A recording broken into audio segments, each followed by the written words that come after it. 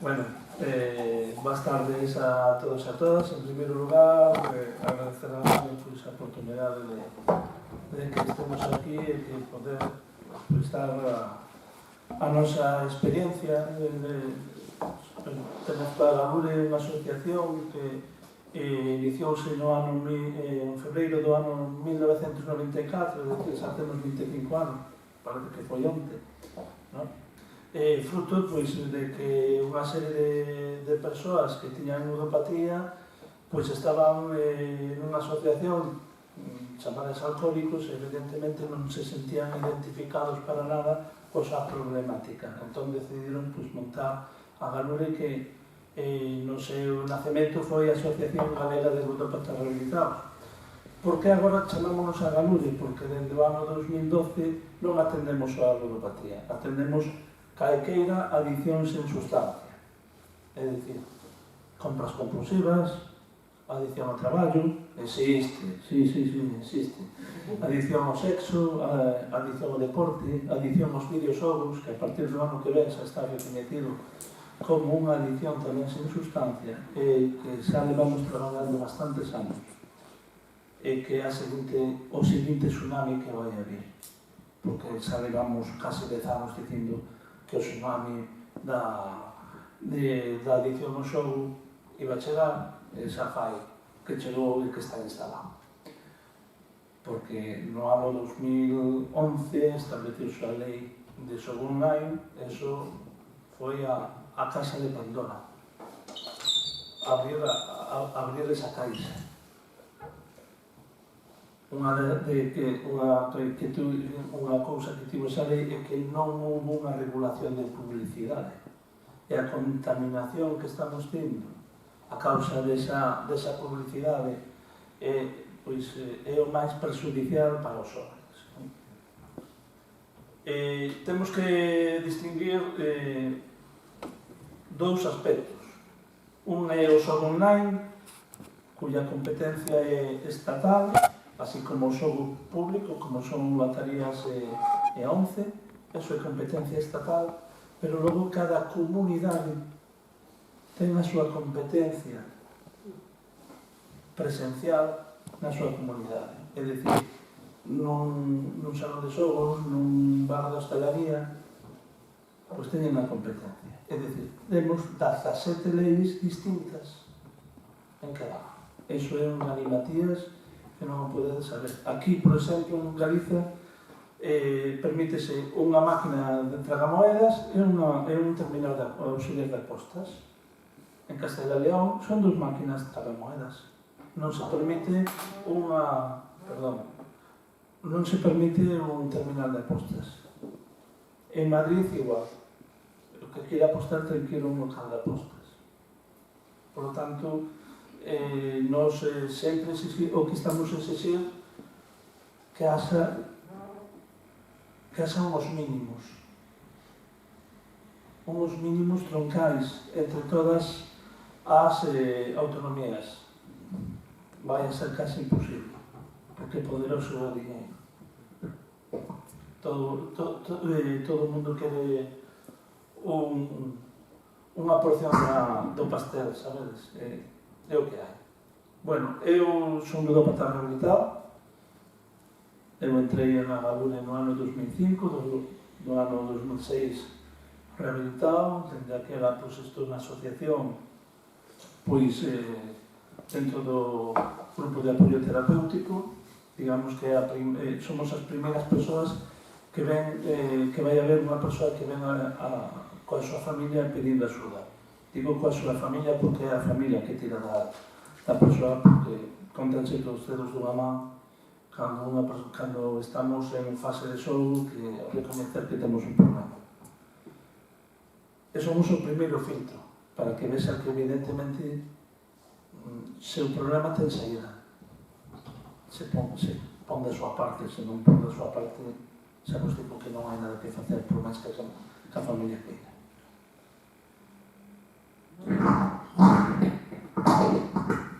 Perdón, xa sei que xa de chamar.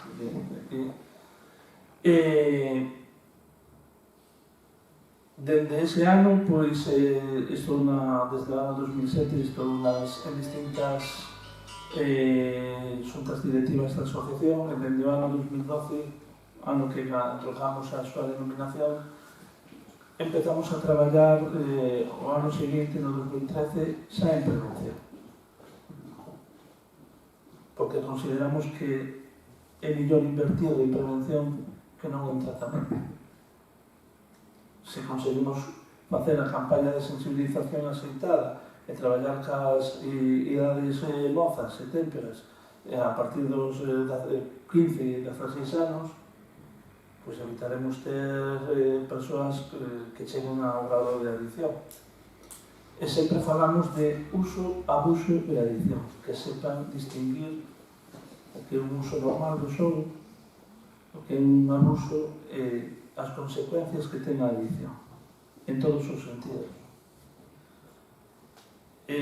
O malo desta adicción é que antes viña, bueno, íbamos xente de 35 anos hacia arriba con unha latencia o desenrolo de adquirir a adicción de 5 ou 6 anos. Agora estamos, ese arco de idade baixou a 18 ou 25 anos. É unha latencia o tempo de adquirir a adicción de 1 ano e medio. Tocou moitísimo. Por tanto, antes, cando chegaba unha persoa, pois viña ca súa parella. Agora ven con seus pais. E facerlle ver a un rapaz de 18, 19, 20 anos unha débeda de 6.000, 7.000. Particularmente, fai 2 anos, chegou un rapaz de 18 anos e 90.000 euros de débeda. Lle había quitado todas as ollas da súa familia, pero tamén a da moza. Ele non tiña problema ningún co xogo. Porque tiña problemas de cartos, debía cartos, pero xa tiña toda a vida para poder devolver. É dicir, ele non vía que tiña un problema. E traballar nesas idades é difícil, porque na adolescencia impera o me gusta, me apetece, o impulso. É algo que temos que traballar, pero non só a galuria, ten que traballar toda a sociedade. Como decía antes Ana do estudo de Antonio Rial Bubeta, que nós tamén colaboramos nel, facendo as enquisas nos institutos, dentro da mostra que fixo, pois foron 735 enquisas as que fixemos nós, pois 2 de cada 3 pais sabían que seus fillos xogaban e non facían nada. Iso é o gran caballo de batalla. Estamos perdendo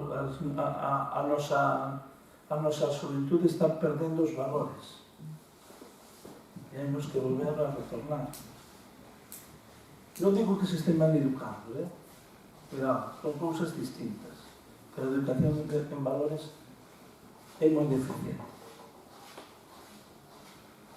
En eso temos que trabalhar. Nos seguimos apostando, permitidme o chiste, non? O apostar, porque eu non aposto a nada, evidentemente, non? Pero abogamos por unha prevención cada vez máis temperada. O lunes saiu o estudes, que é un estudo que fai o goberno cada 2 anos, o ano 2016-2017 fixo estudes, e agora no 2018-2019 pois acaba de facer. Bueno, en xogo presencial,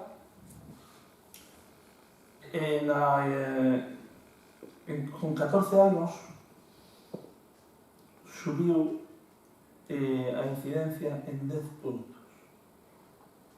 Pasou de rapaces que xogan con diñeiro presencial con 14 anos do 8,6 a 18,6. É unha barbaridade. E o peor de todo é que o Estado sabe que está existindo isto e que non pon ninguna barreira. O Real Decreto de Publicidade está nun caixón dende o ano 2015 á espera que o asine un Consello de Ministros que xa pasaron gobernos desde o ano 2015. Por lo tanto, hai que pedirle responsabilidades a quen tenga responsabilidades. E cuidado, cando falamos de xogo, eu falo en presencial, eu falo de todo o xogo, do xogo público e do xogo privado. Porque nos estudos hai precisamente que tamén no xogo público, é dicir, lotarías e rascas, está ocurrindo que os menores están xogando. Haberá que analizar como están xogando, é outra cousa. Pero que ninguén pode dicir é que os menores non xogan, porque eso é falso. Os estudos demostran. Ademais, estudios gubernamentales. Por lo tanto, xa non é... Non, é que o din unha parte. Non, aquí está facendo o goberno. Por lo tanto, hai que actuar e canto antes. Como? Prevención e regulación. Nos sempre dicimos que temos que proteger os sectores vulnerables para esta edición, que son menores e persoas autoprohibidas, como estou eu.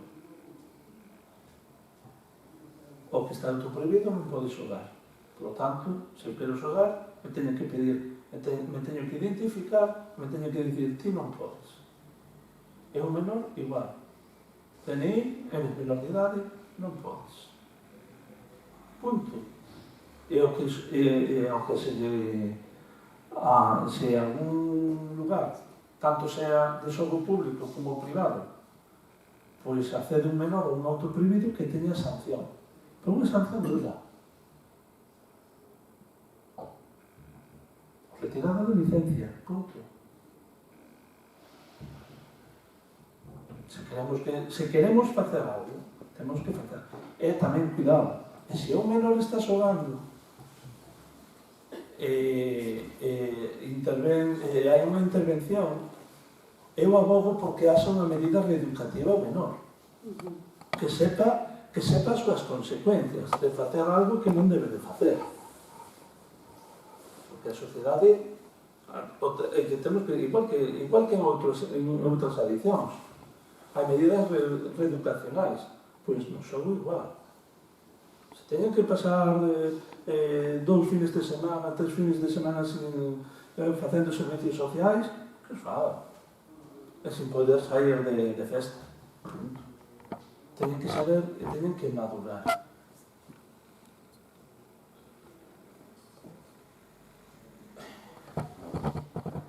Non sei se queredes alguna pregunta, verdade? Nos seguimos traballando, cada día nos veñen máis xente, non damos abasto, levamos desde setembro que fixemos na Coruña o Congreso Nacional, o 20º Congreso Nacional, que dende finais de setembro, todas as semanas, nos veñen 5 ou 6 persoas a pedir información para poder tratarse. Actualmente estamos máis ou menos en uns 80 pacientes a tratamento.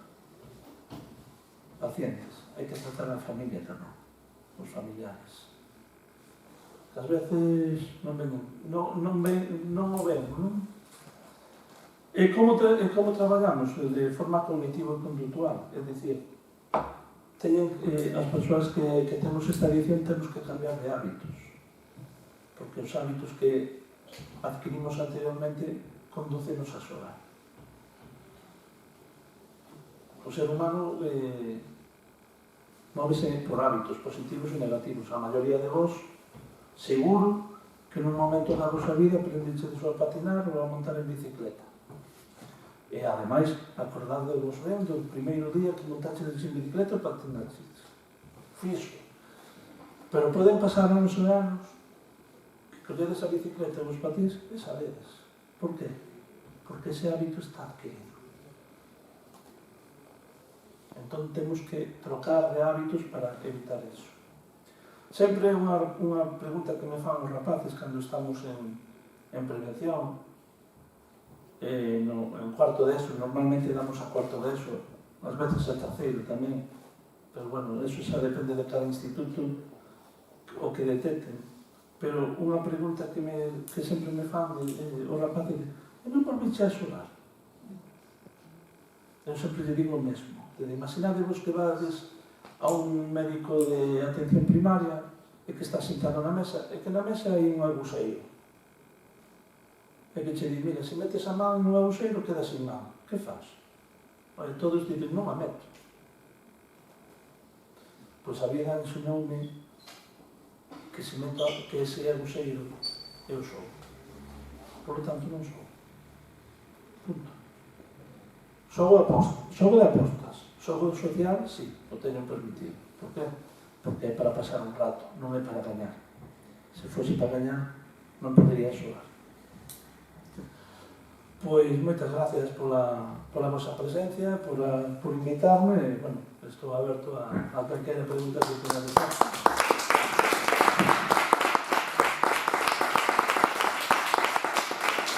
Porque te perdoade por falar tanto.